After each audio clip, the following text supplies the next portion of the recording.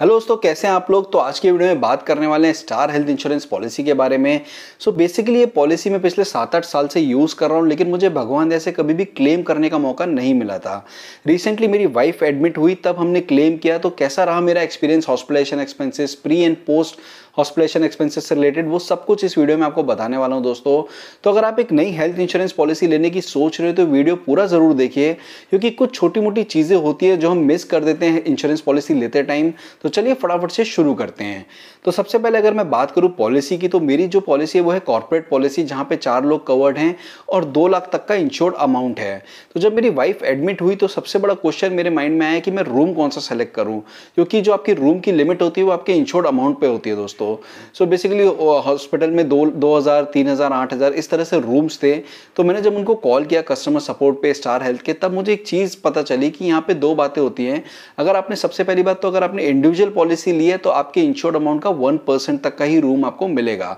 So for example, अगर आपने 2 लाख तक का इंश्योर्ड अमाउंट है तो आप पर डे 2000 तक का ही रूम ले सकते हो, बुक कर सकते हो। उसके ऊपर जो भी अमाउंट होगा वो आपको जेब से भरना है।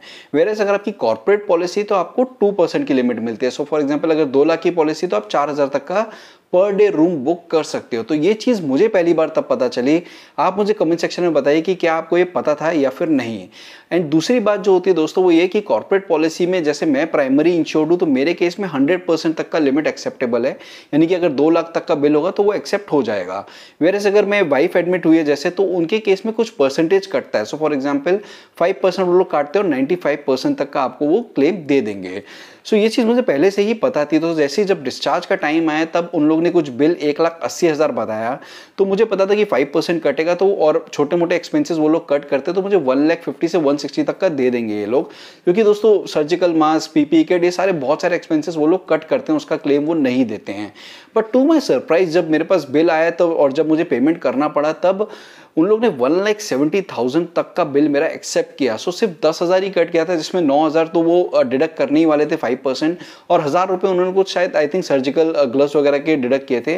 बाकी पूरा क्लेम उन्होंने पास कर दिया। तो वो मेरे लिए काफ़ी अच्छी चीज़ थी, क्योंकि एक तो ये मेरा कैशलेस प्रोसेस था, तो मुझे कोई हेडेक नहीं था। जो भी बातें हो रही थी वो इंश्योरेंस कंपनी और हॉस्पिटल के बीच में थी। तो एज अ पेशेंट कोई भी हेडेक आपको नहीं मिलता है। 10,000 रुपये मैंने दिए सिर्फ मेरे, और बाकी मुझे कोई भी इश्यू नहीं आया। So big thumbs up to hospitalisation expenses. जो उनका हॉस्पिटलाइजेशन एक्सपेंसेस का प्रोसेस है वो मुझे बहुत ज़्यादा अच्छा लगा। अब आते हैं दूसरी बात पे, वो है pre and post hospitalisation. So basically आपके एडमिट होने से 2 महीने पहले और आपके डिस्चार्ज होने के 2 महीने बाद तक के बिल आप क्लेम कर सकते हो। सो हम लोग ने सारे मेडिकल बिल्स, स्कैन चार्जेस, जो भी ब्लड टेस्ट रिपोर्ट्स के चार्जेस थे, वो सब 13 सितंबर को क्लेम किया। आप देख सकते हैं रिसिप्ट मेरे पास है। एंड दोस्तों अब 1 महीना हो गया, मेरे पास 13 अक्टूबर तक कोई भी अपडेट नहीं आया। बेसिकली ना मेरे को कोई मैसेज आया कि मेरा प्रोसेस कहाँ अटका है, कोई बिल्स मिसिंग है, कुछ चीज़ मिसिंग है, कोई भी अपडेट नहीं है मुझे कि कहाँ पे मेरा प्रोसेस अटका हुआ है। इस बीच मैंने उनको बहुत सारे मेल्स डाले, मुझे कोई रिप्लाई नहीं है। उनके जीमेल टीम से एक भी रिप्लाई नहीं मिला। फिर मैंने उनको ट्वीट किया, तब मुझे एक कॉल आया 5 अक्टूबर को, जहाँ उन्होंने मुझे ये बताया कि आपका प्रोसेस हम देखते हैं कहाँ पे अटका हुआ है। देन अगेन कोई फॉलोअप नहीं, कुछ नहीं। फिर मैंने उनको फिर से फॉलोअप किया, तो मुझे एक ऑटो जनरेटेड मैसेज आता है कि हमारी टीम ने आपको सॉल्यूशन प्रोवाइड कर दिया 5 अक्टूबर को कॉल करके। सो यार, जबकि मुझे कोई भी सॉल्यूशन नहीं मिला था। जब भी मैं उनको ट्वीट करता हूं तो मुझे वो यही मैसेज भेजते हैं। एनीवेज मैंने उनको जब पहली बार कॉल किया था तो वहां से भी यही अपडेट आया कि हम देखते हैं कहाँ पे अटका हुआ है। जो कस्टमर सपोर्ट से रिलेटेड जो एक्सपीरियंस है वो बिग थम्स डाउन है। बहुत ज़्यादा मेहनत करनी है स्टार हेल्थ को यहाँ पे, क्योंकि एक चीज़ समझनी पड़ेगी यहाँ पे कि जब भी कोई बंदा एडमिट होता है या कोई भी पेशेंट एडमिट होता है तो उसकी फैमिली ऑलरेडी स्ट्रेस में होती है। और जब आप उनको पोस्ट हॉस्पिटलाइजेशन एक्सपेंसेस के लिए इतना ज़्यादा स्ट्रेस दोगे या इतना ज़्यादा भगाओगे यहाँ से वो आपको बार बार फॉलोअप करें, तो वो चीज़ अच्छी नहीं है और ज़्यादा स्ट्रेस बढ़ेगा पेशेंट की फैमिली के ऊपर। सो इस पर थोड़ा बहुत काम करना पड़ेगा स्टार हेल्थ को। लेकिन जो एक चीज़ अच्छी हुई वो ये थी कि 14 अक्टूबर को जब मैंने उनको कॉल किया तब मुझे ये अपडेट मिला कि उन्होंने 27 सितंबर को मेरा पेमेंट ऑलरेडी रिलीज कर दिया है मेरी कंपनी को। सो यार, ये आप देख रहे हो यहाँ पे कि मैंने 13 तारीख को बिल डाले थे और 27 को रिलीज भी हो गए, और पूरा के पूरा अमाउंट, कोई भी डिडक्शन नहीं किया। सो वंस अगेन जो क्लेम प्रोसेस था वो बहुत ज्यादा फास्ट था। लेकिन कम्युनिकेशन गैप की वजह से क्या हुआ कि मेरे माइंड में एक बैड इंप्रेशन बन गया था इस कंपनी के बारे में। और यकीन मानिए, मैं इसका जो रिव्यू बनाने वाला था वो पिछले 3-4 दिन पहले ही बनाने वाला था, और तब मैं आपको एक गलत रिव्यू दे देता। मैं बुराई करता इस कंपनी की, जो कि गलत होता है, क्योंकि रियल में कंपनी ने बहुत अच्छा काम किया है, 12 दिन के अंदर क्लेम सेटल किया है। और बस मैं वही बोल रहा हूँ कि कस्टमर सपोर्ट पे थोड़ा बहुत ये काम करेंगे तो काफ़ी अच्छा रहेगा दोस्तों।